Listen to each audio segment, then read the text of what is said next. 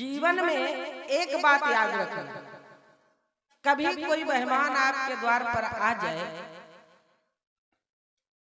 तो एक बेवकूफी वाला शब्द लोग बोल देते, आज कैसे के सूर्य हुई।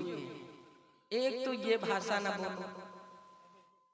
आया होगा, समय निकाल के आया हो, या कोई आपदा आई हो तो आया हो, या फिर मिलने का मन किया तो आया। पता नहीं किसकी कौन सी आखिरी मुलाकात होती, तो लोग कहते हैं कभी कभी मन करता है कि मैं उनसे मिल के आऊं, इच्छा हो। उसके आने पर मैं आपको अतिथि का स्वागत कैसे किया जाता है ये बताऊं। सबसे पहले तुम्हारे यहाँ कुछ नहीं, कुर्सी डाल दो, कुर्सी ना हो स्टूल डाल दो, वो ना हो चारपाई डाल दो, पहले बैठा। उसके बाद उसको पानी पिलाओ। कोई जरूरी नहीं कि उसके साथ मीठा, सादा पानी दो, अगर है मीठा तो मीठा सहित दो। उसके बाद में उसको चाय पिलाओ, और उसके बाद में पूछो भैया आपकी कुशल क्षेम सब बढ़िया है, कैसे हैं आप। फिर पूछो आने का प्रयोजन।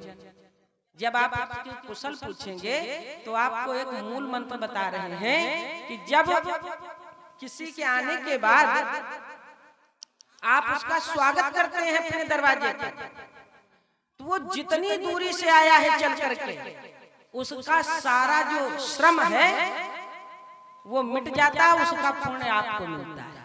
और अगर वो आपके दरवाजे से ऐसे चला गया, मान लो पानी भी न पिए, और आप कह दो सूर्य कैसी हुई है, उस दिन हमने बुलाया था तो तुम्हारे पास टाइम नहीं था आ जाए, और अगर वो चला गया तो जितनी थकान उसकी है उसका सारा पाप आपके घर वो छोड़ के जाएगा।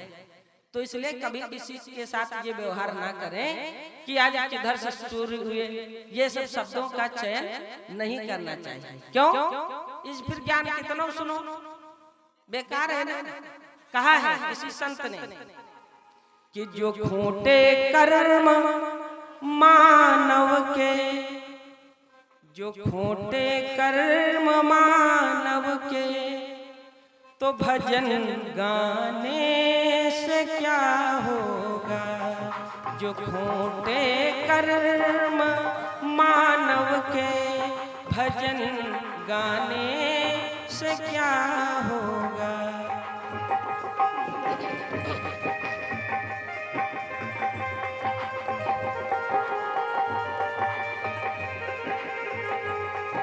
जो खोटे कर्म मानव के, भजन गाने से क्या होगा। और सबसे बड़ी बात क्या किया, परहेज ना कोई किया, परहेज ना कोई, तो दवा खाने से क्या होगा।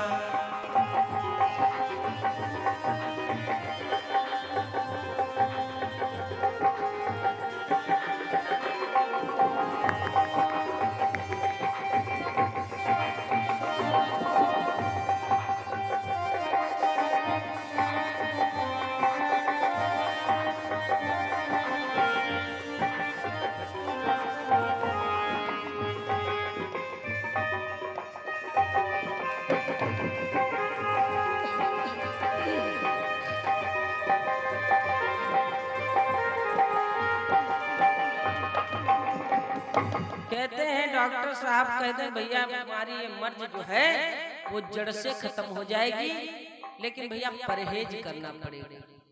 तो सत्संग में सबसे बड़ा परहेज यही करना है कि हमको किसी को गरीब और किसी को अमीर समझकर मतभेद नहीं करना किसी के साथ। हो सके तो समानता करना चाहिए कि सब में जड़ चेतन में भगवान का ही स्वरूप है। यद्यपि वो लीला कर रहा है, उसकी गरीबी है, लेकिन उसकी अगर गरीबी न होती तो तुम्हारी अमीरी भी जाहिर न होती। भाई वो भी अमीर है, तुम भी अमीर हो, तो फिर कौन किसका मकान बनवाने आएगा। कोई लेबर बनेगा बता, कोई नहीं बनेगा। तो इसलिए उसका सेवा और भाव जो भी वो कर रहा है, तो ये समझो ये स्वरूप में हमारे भगवान ही है। अब ऐसा भाव रखना बहुत मुश्किल, सुनने में आसान है, लेकिन ये जब करने में आए तो बहुत मुश्किल लगती है। लेकिन यह भाव राम के अंदर था। राम के अंदर ये भाव इसलिए था, एक बार राम ने मन में विचार किया, तो राम ने विचार किया कि मैं रावण से युद्ध करूंगा और फिर उस युद्ध को मैं जीतूंगा, ये पूरा विश्वास था उनको। तो फिर एक दिन विचार करने लगे आखिर उसमें कौन सी ऐसी चूक रह गई जिसके कारण जो है रावण हमसे हार गया। उन्होंने सोचा भाई, तो सबसे बड़ी कमी क्या पाई कि रावण किसी को प्रणाम नहीं करता था। चलत दशानन डोलत अवनी, उसके चलने से पृथ्वी डोलती थी। अच्छा, और वो अपना मस्तक काटता था, वो भी अहंकार के वश, श्रद्धा के वश नहीं काटता था, अहंकार से अपनी गर्दन को काट के शंकर पर चढ़ाता था। और शंकर क्या करते तो वही गर्दन फिर चिपका देते थे।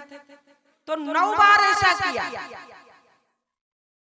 वो काटे भोले बाबा फिर दे दे, फिर काटे वो सिर फिर लगा दे, फिर काटे फिर लगा दे। जब कई बार काटा, फिर अंतिम बार भोलेनाथ को प्रकट ही होना पड़ा। वरदान मांगने के लिए विचार करो, इतना श्रम किया रावण ने, लेकिन फिर भी आज राम से हार गया, क्योंकि उसके अंदर विनम्रता की कमी थी। और जिसके पास विनम्रता की कमी होती है वो हर जगह मात खाता, धोखा खाता है हर किसी से, ये भाव। तो आज राम लक्ष्मण सीता, मैं थोड़ा सा भाव बता दूं, उसके बाद ऐसे ऐसे भक्त भगवान के हो चुके हैं। राम लक्ष्मण सीता आज तीनों जाते हैं, वन को प्रस्थान कर रहे हैं। आज चकवा चकवी पेड़ पौधे वृक्ष इत्यादि रोते भगवान के जाने का, जिस समय भगवान जा रहा है। लेकिन जंगल में वहां जो संत ऋषि मुनि हैं उनको कैसा लगता है, जो देवता हैं उनको कैसा लगता है। इधर से भगवान जाते हैं, पूरी अयोध्या को सुना करके सभी रो रहे हैं, लेकिन संत क्या कह रहे हैं कि आज श्री राम भक्तों के घर आएंगे, आज श्री राम भक्तों के।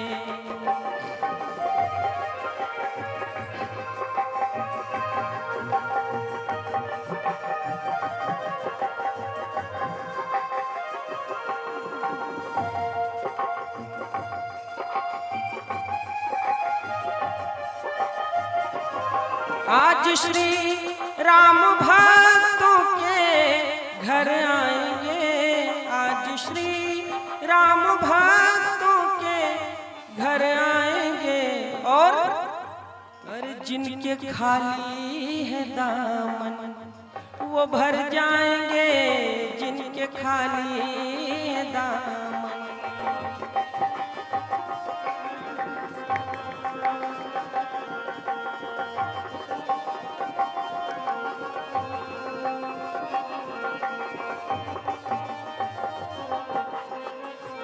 और माता शबरी कह रही है,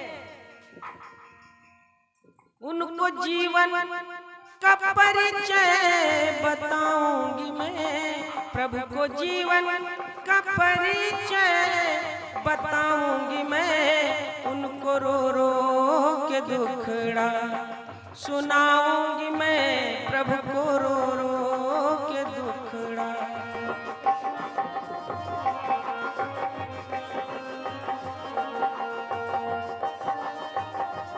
इससे होगा क्या, लोग परिवार के लिए रोते हैं। किसी का बेटा बाहर पढ़ने जाता है, अगर सब्जी भी काटने बैठती है, हमारे भैया को ये सब्जी बहुत पसंद थी और रोने लगे। भगवान कहते यही प्रेम उधर से हटा के हमारे में लगाओ। कभी कोई भगवान के लिए ईमानदारी से बताओ रोया है? या तो दुख में रोते हो या फिर कुछ चाहना हो तो रोते हो। कभी भगवान से फुर्सत में बात करो, वास्तव में रोना ही आएगा। अपने कर्मों को देखोगे और भगवान की उदारता को देखोगे तो अश्रु निकल पड़ेंगे कि तुम कितने महान हो और मैं कितना पापी हूँ। इसलिए सबरी कह रही है, भाग्य मेरे भी बिगड़े संवर जाएंगे, भाग्य मेरे भी बिगड़े संवर जाएंगे जिनके खाली है दामन, वो भर जाएंगे जिनके खाली है दामन।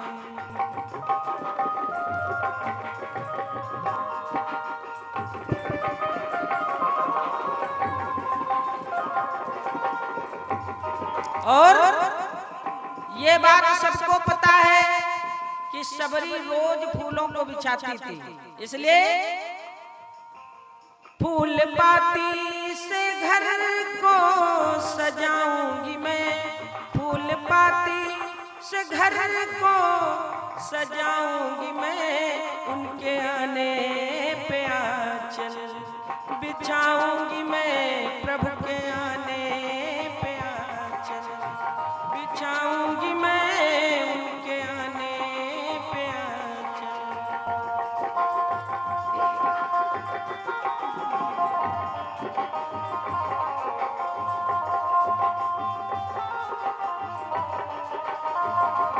फूल ही फूल जीवन में खिल जाएंगे, फूल ही फूल जीवन में खिल जाएंगे, जिनके खाली है दामन वो भर जाएंगे, जिनके खाली है दामन वो भर जाएंगे, जिनके खाली है दामन।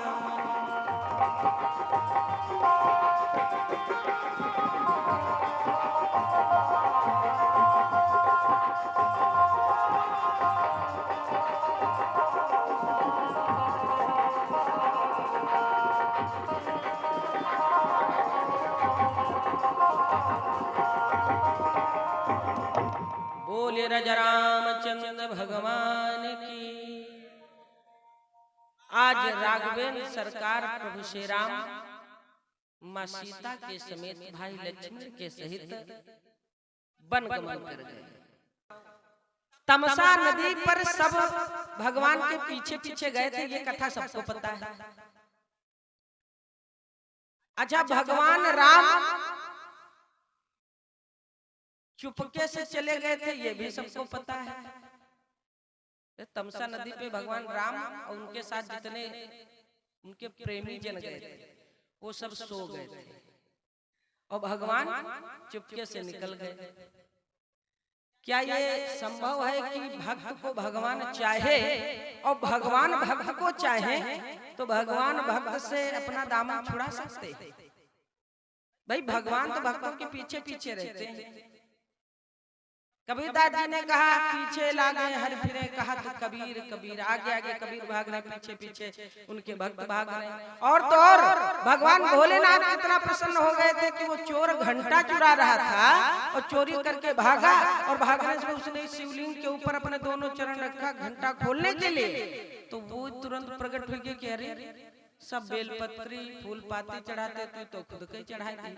अब वो कहे रुको रुको, भक्त भाग रहा कि आज हम पकड़े गए, मार डाले जाएंगे, सोने का घंटा और ये त्रिशूल उसूल सब छोड़ देने उनके पीछे घूम रहे। रुको रुको रुको, और ये सत्य घटना है। जब भक्त भागने लगा शंकर ने कहा रुको, तो वहां से भक्त बोला कि तुम है रुको, तुम हमारे पीछे क्यों आ रहे? भक्त ने शंकर से कहा तुम रुको। शंकर भगवान रुक गए, कहा बताओ, तो कहा सुनो। बोला एक तो बर पा चुका हूँ, आपके दर्शन हुए, एक तो बर पा चुका हूँ भोले, आपके दर्शन हुए, लेकिन दे दो अब सोने का घंटा। मैं छोड़ रहा था तब तक तुम प्रकट हो गए, तुमको बड़ी जल्दी पड़ी थी, मैं खोल भी नहीं पाया और तुमको बड़ी जल्दी थी दर्शन दिखाने के लिए, इसलिए वापस जाओ। बोले क्यों? कहा दे दो अब वो सोने का घंटा, जीवन बिताने के लिए।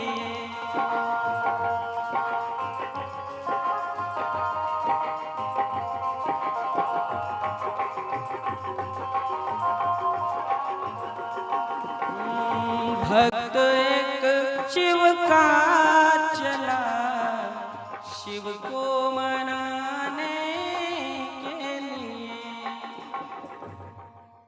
आज जब ऐसा भगत ने कहा तो भगवान ने उसको क्या दिया पता है? उन्होंने सोने की पूरी खान ही उनको समर्पित कर दी। और पता है उस चोर का नाम क्या है? किसी को पता है? जिसको शंकर भगवान ने दर्शन दिए उस चोर का क्या नाम? नहीं पता? तो हम बताएंगे उस चोर का नाम कुबेर है। ये वही कुबेर है जिन्होंने भोलेनाथ के दर्शन किए। भगवान भोलेनाथ इतने उदार, इतने प्रसन्न हो गए, बोले एक सोने का घंटा क्या करेगा, चल मैं तुझे पूरी तिजोरी की चाबी दे दूं। तो जब कभी किसी को कुछ देना होता है तो भगवान शंकर कुबेर के पास जाते हैं। ऐसा लिखा है मानस में। कई बार ऐसा भाव आया कि कई बार मानस वो गए हमारे भोले बाबा कुबेर के यहाँ और रास्ते में गरुड़ मिले। ऐसा कथा उसमें आया है, मानस में लिखा है। जिसमें गरुड़ को मोह ने पकड़ लिया, भोलेनाथ थे नहीं, वो भोलेनाथ से राम के बारे में पूछने जा रहे थे। पार्वती जी ने कहा वो तो कुबेर के घर गए। बोले क्यों? कहा एक भक्त ने कहा भगवान हमको सोना दे दो। अब सोना देने के लिए ऑर्डर देने गए हैं, तब कुबेर देंगे। हम क्या करते हैं, जड़ को नहीं पकड़ते। और जड़ क्या है? धन लेना है तो भोले बाबा के पास जाओ। कुबेर अपनी इच्छा से नहीं देंगे, कुबेर को जब आज्ञा देंगे भोले बाबा तभी वो देंगे। तो पूरे धन का मालिक बना दिया। अच्छा, इतना शक्तिशाली कुबेर, रावण वही क्यों वहां पहुंचा, तो थप्पड़ मारे से कुबेर क्या से पुष्प सब ले आया किनारे। इतना चंड है, सोचो। देवतन कुआ उनका पुष्प विमान छीन लाओ। जो सुंदर स्त्रियां देखे उसको पकड़ के ले आओ। शनिचर उनके घर उल्टा लटके, जो शनिचर सबका परेशान करो, रावण में उल्टा लटके। ब्रह्मा रोज दौड़ करके आते थे वेद बताने। अब विचार करो, इतना वैभव होने के बाद सब सत्यानाश हो गया। क्यों? कि 1 लख पूत 1.25 लाख नाती। ये मानस में तो नहीं लिखा, लेकिन मैं बता रही हूँ, किसी का कथन है। तारावण घर दिया न बाती। अच्छा चलो, ये तो शब्दावली हो गई, लेकिन मंदोदरी कहते हैं जिस समय रावण सीताराम हो चुका तो मंदोदरी कहती हैं कि राम विमुख असहाल तुम्हारा, रहा न को कुल रोवनहारा।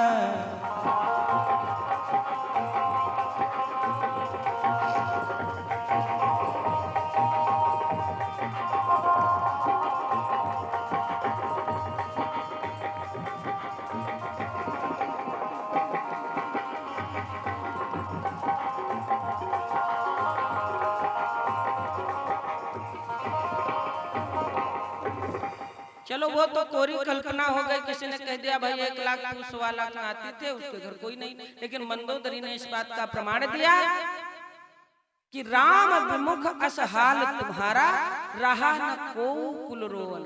कोई बच्चा नहीं। अब विचार करो, ऐसे भोले बाबा दयालु कृपालु जिन्होंने कुबेर जैसे चोर पर दया कर दी, उनके आराध्य हैं राम। यद्यपि वो गुरु हैं लेकिन अपने चेले को इतना प्रेम करते हैं।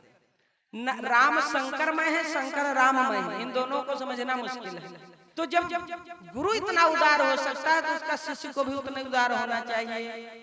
राम सोते हुए कैसे छोड़ गए? भाई बेचारे प्रेम में आए थे तो उनको चाहिए था कि थोड़ी दूर लिए जाते, लेकिन राम ने सुमंत से कान में फूंका, कहा ऐसा करो, ऐसी चाल चलो कि रथ के चिन्ह तक न दिखे। अब सुमंत भाई कलाकार वो भी थे, उन्होंने ऐसी इधर इधर किया और सीताराम कर दिए, चल दिए। अब ये सब हड़बड़ाए जागे, राम गए राम गए राम गए, सब रोने लगे। तो क्यों राम को नहीं प्राप्त कर सके ये लोग? बस एक ही बात थी, अगर सोए न होते तो भगवान गए न होते, अगर सोए न होते तो भगवान को पा गए होते।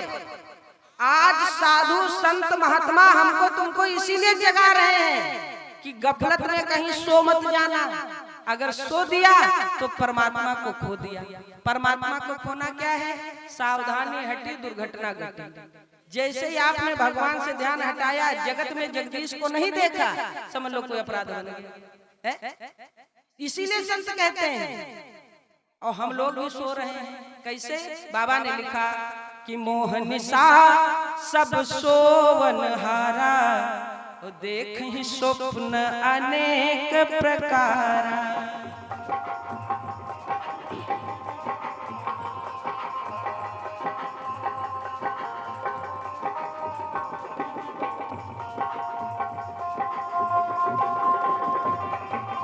जय हो।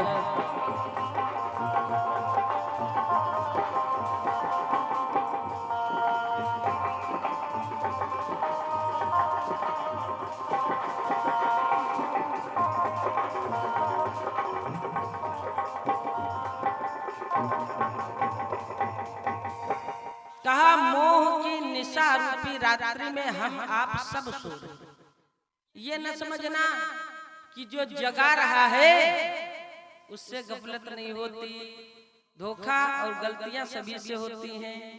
इसीलिए संतों ने कहा कि उठ जाग मुसाफिर भोर भई। कौन सी भोर? आज 20, 25, 30 वर्षों से तुम लोग यहाँ यज्ञ करा रहे हो, सुन रहे हो, सुना रहे हो, और तुम्हारे द्वारा जो आयोजन करवाया जाता है, जितने उनके कानों में ये स्मृति या ये शब्द गूंजते हैं, उन सबका उद्धार हो सकता है, परंतु ईमानदारी होनी चाहिए। कौन सी ईमानदारी? ये लगे कि मैं मुसाफिर हूँ यहाँ। ये दिन रात यही सोचो कि मैं मुसाफिर हूँ यहाँ। देखते देखते बचपन की हमारा चेहरा था, बचपन से बढ़िया गुलाब के फूल जैसे लाल हमारा चेहरा था। धीरे धीरे धीरे धीरे धीरे धीरे पल पल क्षण क्षण हम मरते चले जा रहे हैं, हमारा शरीर जर्जर होने लगा, लेकिन अभी हम जागे नहीं हैं। ईमानदारी से जागना क्या है कि उठ जाग मुसाफिर भोर। कौन सी? ये सुबह रात दिन वाली भोर नहीं। अब तुम ज्ञान को प्राप्त कर चुके हो, तुमको किसी ने बता दिया है कि क्या सही और क्या गलत, इसलिए ये वाली कि उठ जाग मुसाफिर भोर भई, अरे अब रैन कहाँ जो सोवत है।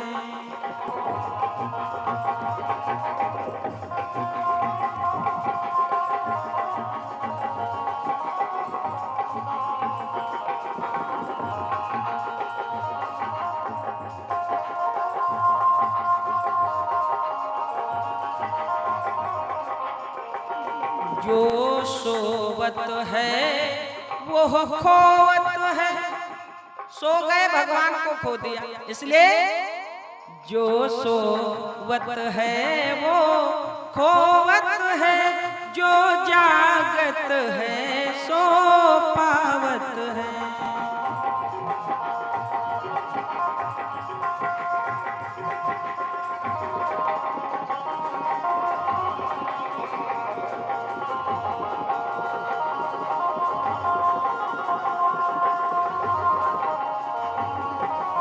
और टुक नींद से अखियां खोल जरा, ये वाली आंखें हैं। और एक ज्ञान रूपी नेत्र भी हमारे पास है। वो ऐसा नेत्र है, वो ऐसा लेंस है हमारे पास कि हम जान लेते हैं कि सामने वाले के विचार क्या है। इतना पावर है ज्ञान रूपी नेत्र में। इसलिए टुक नींद से अखियां खोल जरा, और अपने प्रभु से मन को लगा। क्यों? यह प्रीति करने की रीत नहीं, यह प्रीति करने की रीत नहीं, प्रभु जागत है तू सोवत है।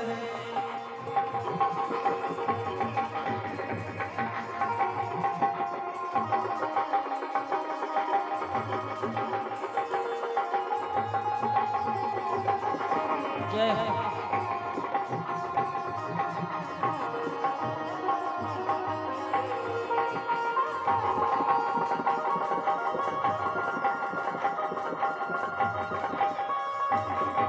जितना समय खाली मिले सब में राम राम राम राम करते रहो, यही एक छूटने का उपाय है, दूसरा कोई उपाय है ही नहीं। 4 वेद 6 शास्त्र में केवल 2 ही बातें मिली, किसी को दुख ना दो, अगर दुख दोगे तो दुख मिलेगा, सुख दोगे सुख मिलेगा, ये बिल्कुल निश्चित है। आज भगवान तो चले गए, ये सब रो रहे हैं। आपको बहुत बढ़िया एक भरत की बात बताएंगे कि भरत का भाव क्या है। यहाँ आपको एक गुप्त बात बतावें, हमारे भोले बाबा मिट्टी जो आज भी जो भस्म वहां हो जाती है मिट्टी, तो वो उसकी भस्म लगाते हैं। किसी ने पूछा कि आप ये भस्म क्यों लगाते हैं, तो उन्होंने ये रहस्य खोला। भोले बाबा तो बड़े सुंदर हैं, इतने सुंदर है कि माँ पार्वती को भी लज्जित कर दे, अगर जो कहीं बहुत ना लगा, इतनी नजर लग जाए। कर्पूर गौरम करुणावतारम, कपूर के समान गोरे भोले बाबा। लेकिन भक्तों के हेतु उन्होंने, भक्तों की भक्ति के लिए उन्होंने अपने पूरे शरीर को ऐसा बना रखा है, राम नाम का जाप करते करते राममय हो गए, इसलिए सांवले बन गए। उन्होंने कहा हमें गोरा शरीर क्या करेंगे, हमको अपने परमात्मा का कलर चाहिए। लोग कहें तो कि हम उनके भगत हैं। तो लोग किसी ने पूछा कि आप ये मिट्टी जो भस्म हो चुकी है आपने क्यों लगाते हो, तो उन्होंने बताया कि पहले मैं सोचता था कि ये जितने पीछे जा रहे हैं सब एक ही शब्द कहते थे कि राम नाम सत्य है, सत्य बोलो मुक्त है, वहां तक कहते गए। लेकिन जब मैंने वापस इनको आते देखा तो देखा ये कोई नहीं ऐसा कह रहे हैं, सब इधर उधर की परपंच करने लगे। तो भोले बाबा ने दिमाग लगाया, कहा इसका मतलब है कि जो बंदा लेट के जा रहा था ये सब उसके पावर से बोल रहे थे, अगर वो होता तो ये फिर बोलते होते, इसलिए इसका मतलब ये लोग भगत नहीं है। भगत तो असली वो है जिसके कारण इतने लोग राम नाम सत्य का जाप करते हुए जा रहे हैं। तो बोले ये लोग तो बेकार हैं, चलो उसी से मिल लें जिसके कारण ये भगवान का भजन हो रहा है। इतना राम का नाम भोले बाबा को प्रिय है। भगवती कहती भी है कि राम नाम शिव सुमिरन लागे, जानू सती जगत पति जागे। राम नाम शिव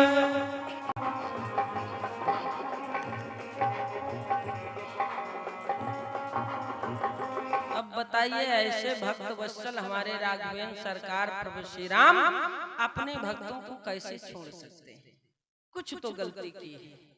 इसीलिए लखन जी 14 वर्ष तक नहीं सोए, प्रमाण मिलता है मानस। किसी ने लखन से पूछा भैया तुम सोए क्यों नहीं, तो उन्होंने 2 कारण बताया।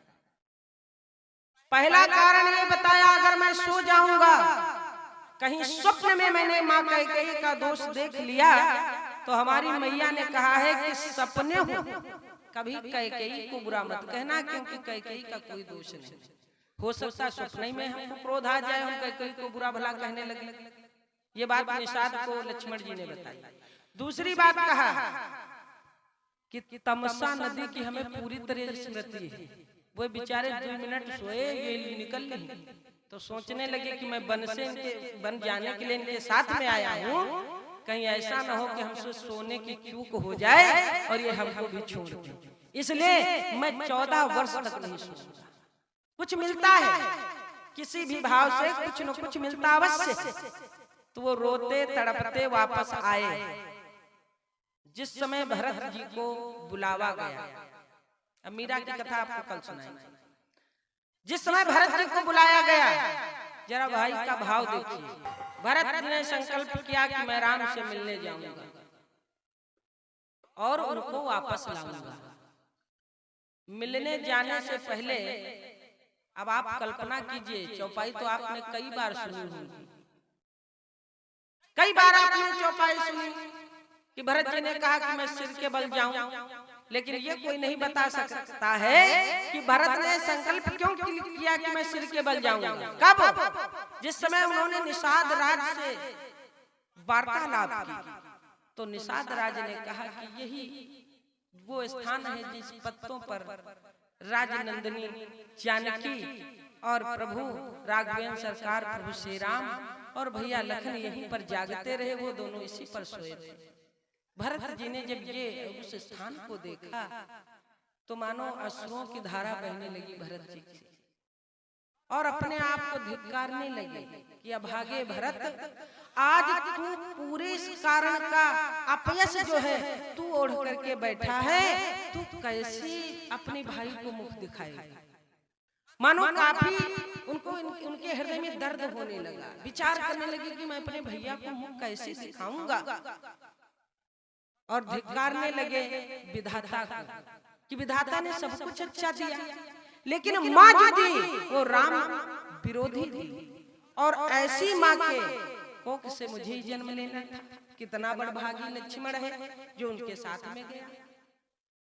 अगर भैया हमारा मुख देखेंगे तो पता नहीं क्या कहेंगे। तो जा रहे हैं आगे, तो निषाद ने कहा भैया तुमको एक बात और बता दें। बोले बताओ। कहा खड़ाऊं भी यहाँ से त्याग दिया। ऐसे थोड़ी राम का नाम अमर हो गया, राम राम राम राम ऐसे थोड़ी, इसके लिए कुछ करना पड़ता है। क्या सुंदर चित्रण किया है, कितना सुंदर भाव दिखाया। वहां से खड़ाऊं का भी त्याग कर दिया। भरत ने जब खड़ाऊं को देखा तो चिंतन करते हुए जा रहे, आगे बढ़े तो एक दृश्य दिखाई पड़ा। क्या देखा? भगवान राम का चरण चिन्ह है, तो मस्तक रख के उस चिन्ह को प्रणाम किया। हाथ से नहीं, मस्तक रख दिया पृथ्वी पर।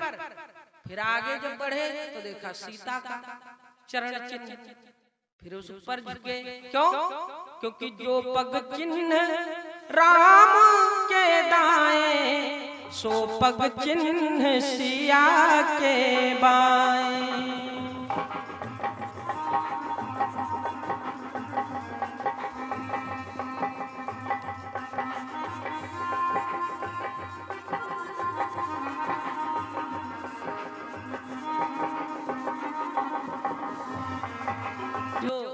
राम का चिन्ह, सीता का चिन्ह, आगे देखें फिर राम का, फिर सीता का।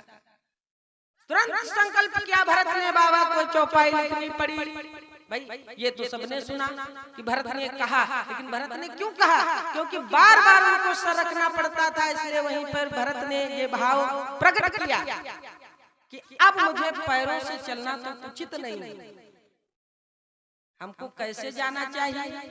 बोले सिर बल जाओ उचित असमोरा, सबते सेवक धर्म कठोरा।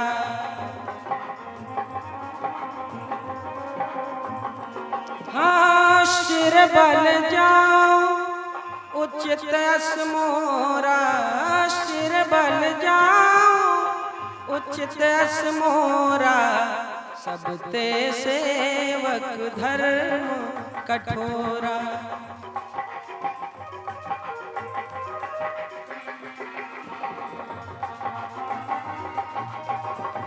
जय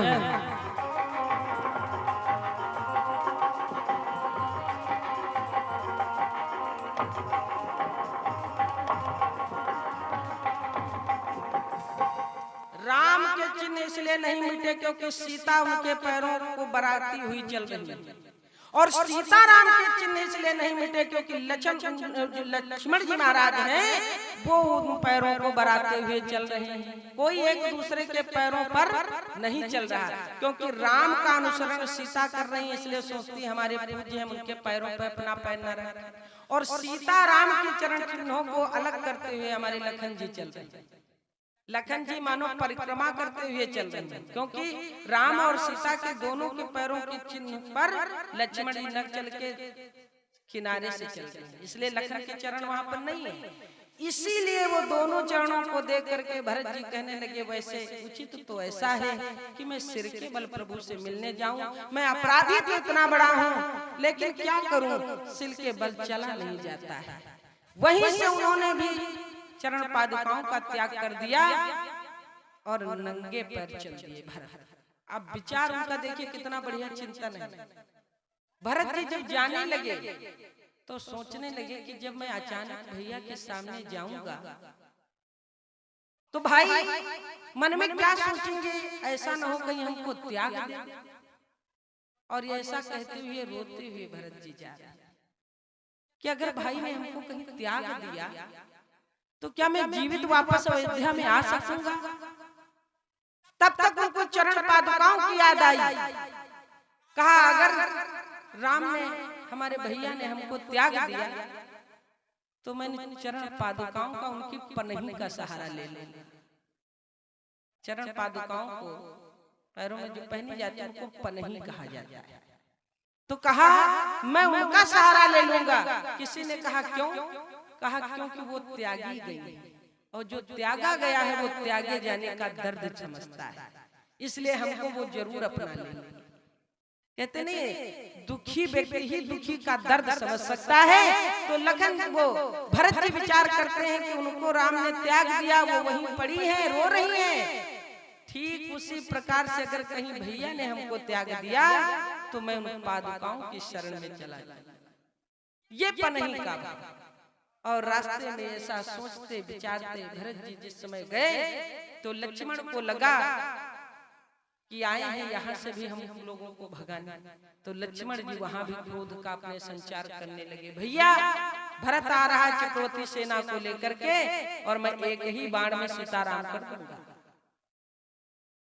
लेकिन राम तो जानते हैं, कहते हैं ऐसा कोई व्यक्ति नहीं जिसको पद पा करके अहम ना हो। लेकिन राम ने प्रमाणित कर दिया, कहा भरत को कभी राज पा करके मद नहीं हो सकता। लक्ष्मण को समझाया, अरे ये तो चक्रवर्ती राज, तुम उसको त्रैलोक का राज दे दो, लेकिन भरत को हमारे कभी मद नहीं आ सकता। ये भरोसा है भरत क्यों? जिस समय भरत गए अपने भाई को देखा तो जितनी चीजें इधर भरत ने छोड़ी उतनी चीजें उधर भगवान ने छोड़ी। भरत ने क्या किया? अर्थ धर्म काम मोक्ष सब कुछ छोड़ दिया। कहा मुझे कुछ नहीं चाहिए, केवल मुझे मेरा भाई चाहिए और इनको मैं अयोध्या का राजा बना। उधर भगवान से क्या छूटा? हाथ में पुष्प थे, पीताम्बर था, हाथ में लपटी थी, वो सब उनसे वहीं पर गिर गई और जाके अपने भाई को हृदय से लगाने के लिए जिस समय दौड़े तो भरत ने, कहते हैं लपट की नाई, यानी लेट गए भाई के चरणों में कि मैं तुम्हारे हृदय से लगने वाला नहीं हूं। क्यों? क्योंकि जिसमें प्रेम था उस प्रेम के पर हमारी माता ने, कुमाता ने आघात कर दिया। भाई अब हम तुम्हारे जो है हृदय से लगने वाले, मेरे कोई ऐसे पुण्य नहीं जो मैं तुम्हारे हृदय से। ये भरत का प्रेम, और ऐसा अपार प्रेम देख करके लक्ष्मण जी बहुत लज्जित हुए, भगवान बहुत रोए और अब भगवान से भरत कहने लगे, भैया जो कुछ गलती हो गई क्षमा करो, हमारी माता कुमाता है इससे क्षमा करो, लेकिन कृपा करके वापस चलो। राम ने अकेले में भरत को बुलाया, कहा बस एक बात हमारी भैया तुम मानो। भरत ने कहा, भरत सब समझ गए, भरत भाई की बात समझ गए। भरत ने कहा उससे पहले हमारी बात सुनो। बोले बताओ, तू छोटा है, तुम्हें कहने का अधिकार है, तू बता। तो भरत ने कहा कैकेयी को माता मैं नहीं कहूंगा, ये बात कहने के अलावा आप जो कुछ कहेंगे मैं मान लूंगा। बोले भक्त वत्सल भगवान की। भरत ने कहा मैं कैकेयी को माता कभी नहीं कहूंगा, यह बात आप मुझसे मत कहना, बाकी जो कुछ कहोगे मैं सब मान लूंगा। ये पाप क्यों नहीं लगा बताओ? भरत को इसलिए पाप नहीं लगा कि उन्होंने भगवान के लिए अपनी माता का त्याग कर दिया। तो जो कुछ भी हम आप कर्म करते हैं अगर भगवान के लिए करेंगे तो हमें भी कोई पाप नहीं लगेगा। कोई व्यक्ति धक्का देता है प्राण बचाने के लिए और कोई व्यक्ति धक्का देता है प्राण ले जाने के लिए, तो धक्का तो दोनों ने दिया, लेकिन उसमें भाव क्या था? एक ने धक्का दिया, मान लीजिए पीछे से कोई ऐसा वार हो रहा था, उसने धक्का दे दिया, भैया वो गोली इधर से निकल जाए उसके न लगे, देख लिया। और एक ने धक्का दिया कि ऐसा कि गंगा में जाके गिर गया, खत्म हो गया। तो तुम्हारा भाव क्या था? भाव प्रधान है। अगर भाव तुम्हारा निर्मल है तो निर्मल मन जन सो मोहि पावा, मोहि कपट छल छिद्र न भावा।